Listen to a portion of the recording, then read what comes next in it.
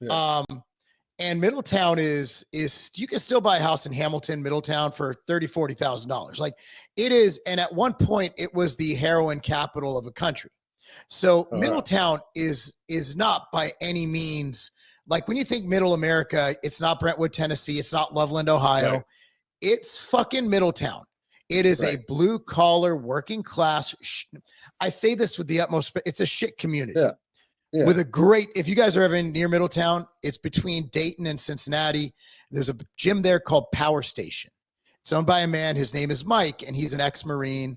He's an amazing, he's a Marine. He don't become an ex-Marine, but these guys, look, man, it's a beautiful, that town's got grit. It's got heart, but Middletown he was no means living on up. He was not living on the east side. You know what I mean? Like, right. Yeah. Yeah. So it's like, you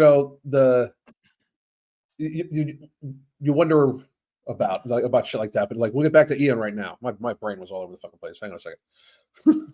Yeah, dude, I need some. It's been like a few hours since my mental jewels, and I just got my shipment in. So okay. I need to take like 10 doses. Right. Get it caught up. Is that the Daily Wire has a long history of treating their employees like shit. And so I've had numerous sources inside the Daily Wire for quite some time because everyone hates them, even their own people. That's not to mention the numerous sources outside of the Daily Wire that did not take the NDA money on the way out. Like I had people literally in my comments on Instagram offering to give me dirt on the Daily Wire because they hated the Daily Wire so much. It's out of control. And it all centers around the God King and his fucking massive ego and his lifelong desire to be a famous actor and make it in Hollywood, which he failed at originally years and years and years ago. And so once the Daily Wire was off the ground, he just couldn't help but try to turn the Daily Wire into a Hollywood movie studio and produce the Pendragon series. No, that this are. Now, here's another thing. Like I get where he's coming from, because that might have been Boring pushing it that way. And I'm in no way sticking up for Jeremy Boring. I think he's a fucking idiot.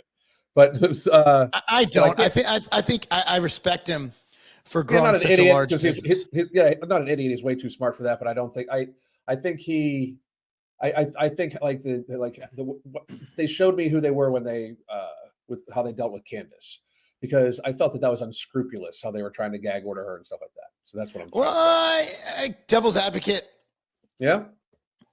Every employee on the way out gets a buyout with an NDA usually, right? Yeah. Like, so, and well, we know this quite well that I have people sign that agreement, don't we? Yes.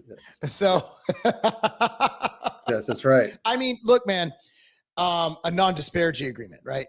Right. So nothing's worse. So everybody wins, right? Like in some cases, yeah, but like there was a thing about the debate, and then like the Shapiro said yes to it, and then they gag ordered her like after that, so she couldn't debate. Like that's how I saw that play out. Or it could have been Ben just shooting from the hip, like, yeah, we'll do it, and then Daily Wire's like, no, y'all can't. I don't know the situation, but non-disparity, it's a thing. And usually it goes like, let's say you have to let someone go for whatever reason, downsizing, poor performance, maybe whatever, something. And then you're like, okay. And it's usually paid for. Like, you're like, okay, we will give you a 4-week or 8-week or whatever severance, depending on the person. And in turn, all you have to do is sign this NDA and we're good to go.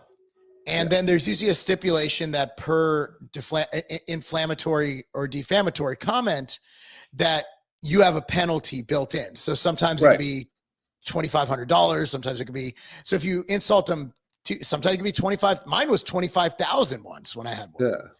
Yeah. And I damn sure didn't talk shit about them. Yeah. I didn't say shit. It's like, what do you feel about this guy? I plead the fifth. I don't know. I don't know. So what I was saying though, because I was actually going to be sticking up for him. I was just saying how I'm not really a fan of his, but I can see at the time when Daily Wire took off as a company just a couple of years ago, if everybody remembers back to that time, they were some of the only ones allowed to like allowed to speak. No matter how you want to see it, they were allowed to say the shit that many people wanted to say online and would get deleted for at the time, right?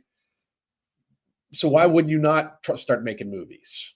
Well, like you know what I mean? Like, you know that the market is out there. You know you're, for some reason, you're one of the only ones that can like actually say shit, you know, about stuff like certain conservative stuff. Why wouldn't you? So it's like, I get where Ian's coming from, but like at the time when it got popular, that was when they could make content, nobody could. So I can see like taking the shot at the business, like Iron's Hot, take the shot, right? And their movies are good. And they're successful. Like Matt Walsh's movies crush it.